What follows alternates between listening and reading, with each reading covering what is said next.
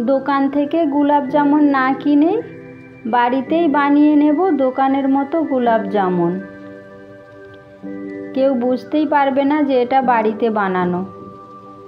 গোলাপ জামুনের প্যাকেট নিয়েছি গোলাপ জামুন বানানোর জন্য। এটা দোকান থেকে কিনে নিয়েছি। একটা পাত্রে কিছুটা পরিমাণ গোলাপ জামুনের পাউডার ঢেলে নেব। তারপর হাত দিয়ে ভালো করে গুঁড়ো করে নেব। এগুলো অনেক সময় ডেলা ডেলা থেকে যায়। হাত দিয়ে ভালো করে গুঁড়ো করে নিয়েছি। এরপর দুধ দিয়ে অল্প অল্প দুধ দিয়ে একটা ডো বানিয়ে নেব। আমি এটা লিকুইড দুধ নিয়েছি, গরম করে ঠান্ডা করে নিয়েছি। একবারে দুধটা দেব না, অল্প অল্প করে দিয়ে মেখে নেব। ডোটা একটু নরম করে মাখতে হবে, শক্ত মাখলে হবে না, গোলাপ জামুনটা ফেটে যাবে। আমার ডো বানানো হয়ে গেছে। এখন ঢেকে রেখে দেব। 10-15 মিনিট ঢেকে রেখেছিলাম। এখন ঢাকনা খুলে হাতের মধ্যে ঘি লাগিয়ে নেব। তারপর ডো থেকে অল্প অল্প করে একটু লেচি নিয়ে গোল গোল করে নেব। হাত দিয়ে চেপে চেপে গোল করে নিতে হবে। এরপর মাঝখানটাকে একটু গর্ত করে ওর মধ্যে বড় এলাচের দানা একটা দিয়ে দেব। বড় এলাচের দানা দিয়ে আবারও ভালো করে গোল করে নেব।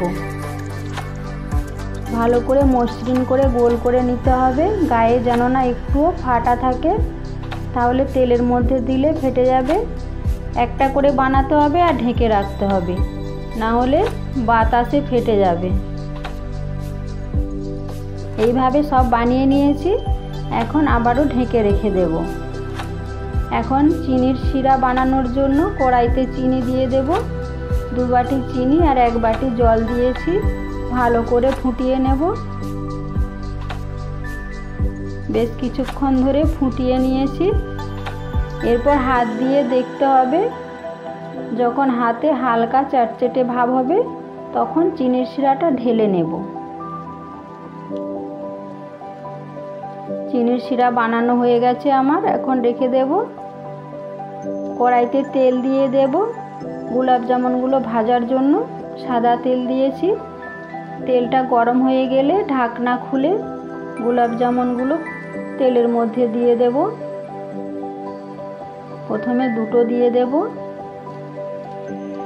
একেবারে হালকা আঁচে ভাজতে হবে, তাহলে ভেতরটা ভালোভাবে ভাজা হবে। বেশি জোর আঁচে ভাজলে ভেতরটা কাঁচা থেকে যাবে। একটু লাল লাল করে ভেজে নিতে হবে। এইভাবে 2টো ভেজে নিয়েছি প্রথমে। এখন চিনির শিরার মধ্যে দিয়ে দেব।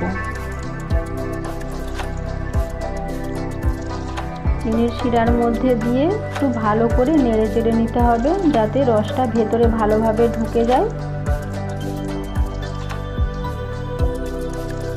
বাকিগুলোও ভেজে নিয়েছি এইভাবে।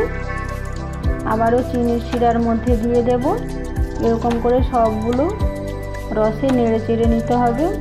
আর বেশ কিছুক্ষণ ধরে রসের মধ্যে রাখতে হবে, তাহলে রসটা ভেতরে ভালোভাবে ঢুকবে আর ফুলেও যাবে মিষ্টিটা।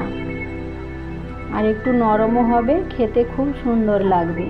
দেখুন কত সুন্দর লাগছে। দেখে কেউ বুঝতেই পারবে না যে এটা বাড়িতে বানানো গোলাপ জামুন। পুরো দোকানের মতো হয়েছে। ওপর দিয়ে আমি কিছু আমন্ড কুচি দিয়ে দেব।